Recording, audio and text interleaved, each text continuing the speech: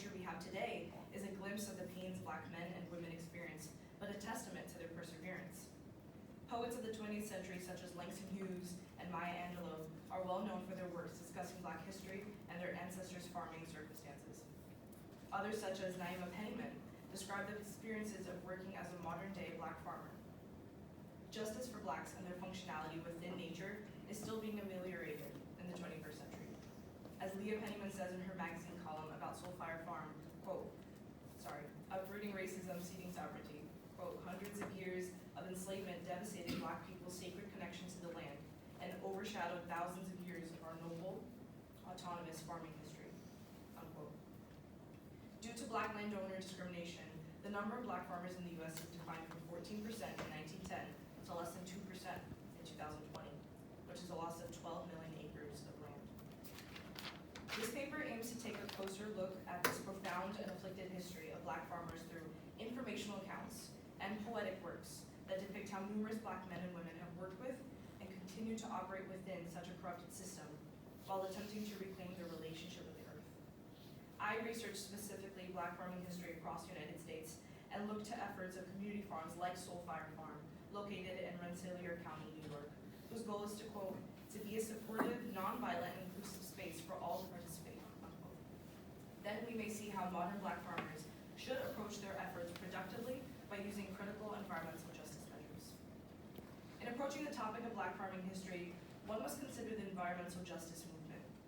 However, in the discussion of my paper, we must look to the concept of critical environmental justice, or EJ, because of its interdisciplinary approach, as it brings, quote, attention to how race, gender, sexuality, ability, and class of species, unquote, are important factors. The traumatic history of Black farmers is a tale of woe for men and women, pregnant women included, and yet it is also a redemption story for farmers today who can bring environmental justice to Blacks, Indigenous groups, and people of color who have suffered at the hands of colonialism. Allow me to dive into how Black American farmers have come out of the dark and lonely depths of farming lands to pursue oneness with the environment.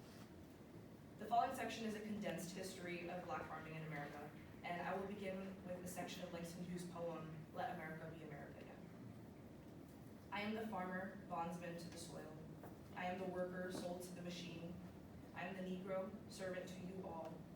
I am the people, humble, hungry, me. Hungry yet today, despite the dream. Beaten yet today, O pioneers. I am the man who never got ahead. The poorest worker that bartered through the years. Of Langston Hughes' many poems, this is one of his longest works, and speaks on the insecurity that minorities, including Black Americans, had about the prospective American dream of equality for all in the United States. The poem is written in the voice of an individual who never felt they could claim America as a place where, quote, opportunity is real and life is free, equality is in the air we breathe, unquote. The speaker yearns for a land where equal rights are as free as the air and available to all. Nevertheless, the voice in this poem hesitates to actually call America a homeland of the free because they feel that opportunity is not available to them as a minority. The speaker is one of many who felt this limitation to accessing freedom in the United States.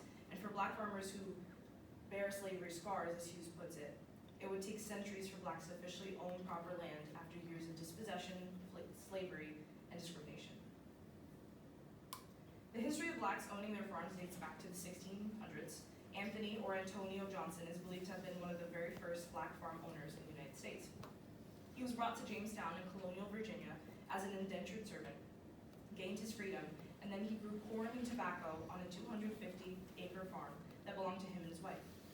His success is deemed unusual because most Blacks did not have the privilege of owning land and leading farms.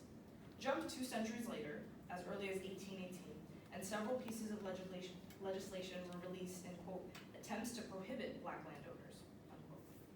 The legislations were effective in southern states, yet Virginia had many Black landowners. And during the Reconstruction era, more free Blacks were farming as a result of the Freedmen Bureau's Act of 1865, which, quote, called for 40-acre parcels to be carved out of abandoned plantations and unsettled lands and sold to former slaves, unquote. The act caused much trepidation for Black landowners, and it had to be rewritten in 1866, but it lacked any specifications for what kind of land Blacks could access. To Some blacks were able to own land through the Southern Homestead Act of 1866. Nonetheless, blacks had no say in what kind of land they were given. The offered land was mostly in the South, and the locations were made up of pine woods and swamplands, which were unfit for cultivation. In fact, it became standard practice for blacks to be placed in or be sold, quote, marginal, degraded, hazard-prone, or agriculturally unproductive lands, unquote. Any blacks wanting better quality land were threatened, intimidated, or faced with barriers that made it near impossible for them to participate in functional farming. Now, come the 20th century, most blacks did not own the lands on which they farmed. Instead, 75% of black farm operators were tenant farmers and sharecroppers. These farms were typically smaller than white-owned farms. 87.3% of the farms were less than 100 acres in size. After peaking in numbers in 1920, black farmers comprised 14.3% of the total farmers in the USA. But it had stooped at an all-time low and has remained low ever since. Recall the events in your American history class that you've likely taken already. And during this time, we know that various social, economic, environmental push factors which evidently contributed to the decline in black farmland ownership. So this includes escalating racial violence, Jim Crow laws, economic and labor market structure, and environmental disasters like the boll weevil infestations, devastating rains, and floods that destroyed cotton crops in the South from 1915 to 1916. Now, these dilemmas led blacks to migrate from the rural South to more urban areas out west or in the North. The numbers of black-owned farmland dropped significantly between 1920 and 1970. Even so, nearing the 21st century, in 1997, black farmers were only 1% of all U.S. farmers. In the early 2000s, the country's number of black farm operators accounted for only 1.5% of total farm operators, but the number has slowly been increasing. Still, land size remained unequal between black-owned and other American farms. In 2012, where the average American farm is 434 acres large, black-operated farms were only 125 acres large. Now, the following section of my paper discusses the turmoil that black women specifically have experienced in farming history. I will now read an excerpt from Maya Angelou's poem, Still I Rise. Out of the huts of history's shame, I rise. Up from a past that's rooted in pain, I rise. Maya Angelou's words in her poem, Still I Rise, are a testament to the pains her black ancestors underwent. Such pain was not inflicted to anyone who cultivated the ground, but who were further discriminated against simply because they were women. A societal prejudice that even followed them while they were working on fields. Southern states have an extended history of environmental justice with black farmers, specifically black women who worked on poor lands and had low socioeconomic statuses. Authors Seville and Adams write about the experiences of black farming women of all ages in Apopka, Florida, in the 20th century. They report that, quote, roughly 20 to 25% of farm workers in the United States are women, and many are low-income people of color who are susceptible to a spectrum of oppressions, including gendered labor, lack of childcare and healthcare, physical and reproductive health issues, sexual assault, and limited pathways to earn income. Black farmers have worked on muck farms in Apopka, Florida for decades. Most women worked out on these farms because it was not considered a man's job, so they would be placed in the field for crop maintenance, harvesting, and packing boxes. The working conditions were gruesome, with limited breaks, access to bathroom facilities or food and water, and constant exposure to scorching heat, UV rays, and even dangerous chemicals such as DDT.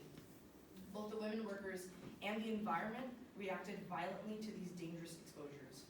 Hundreds of birds died because of the water pollution, but so were the workers and their families, since they would unknowingly take home pesticide residues. One woman fell into a field of corn in hopes of relieving herself, and a week passed after being pulled out from the contaminated canal, and she developed a respiratory problem and could not live without an oxygen tank for the rest of her life.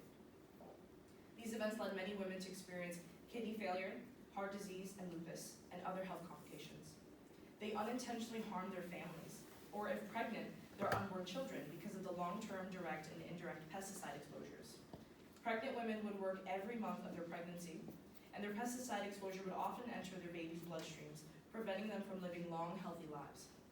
Many were stillborn, often born under 10 pounds, or died in their young adult years, the mothers burying their bodies into the earth that did not seem to give much back to them, even after all that they gave it. Many testimonies from women in Apopka describe their experience of occupational exposure, low wages, and an unannounced loss of jobs as, quote, a form of racial and gendered violence, unquote. Authors Seville and Adams end their discussion by saying that These Black communities of Apopka were harmed because of a lack of social or political power, coupled with a lack of education about the dangers of pesticides. Maya Angelou directly connects to the motivations such women dreamt in the past when she says, "Bringing the gifts that my ancestors gave, I am the dream and the hope of the slave." Angelou was one of many Black poets who had not ignored history, but was moving past it, taking the blessings of being a free Black woman and rising in society. She is a voice to all the Black women who toiled away in life-threatening conditions, reaping harvests with strong hands and sweat on their brows, but persevered through it all. And for time's sake, I've cut out the next section of my paper, which essentially describes efforts to combat systemic racism against Black farmland ownership since the 1990s to the present, particularly in the state of Michigan. However, other places in the country have reclaimed Black ancestral traditions while supporting food sovereignty across the United States, such as Soul Fire Farm. The following is part of a poem by Naima Pennyman, who I will read a little bit more later, and she is a farmer at Soul Fire Farm.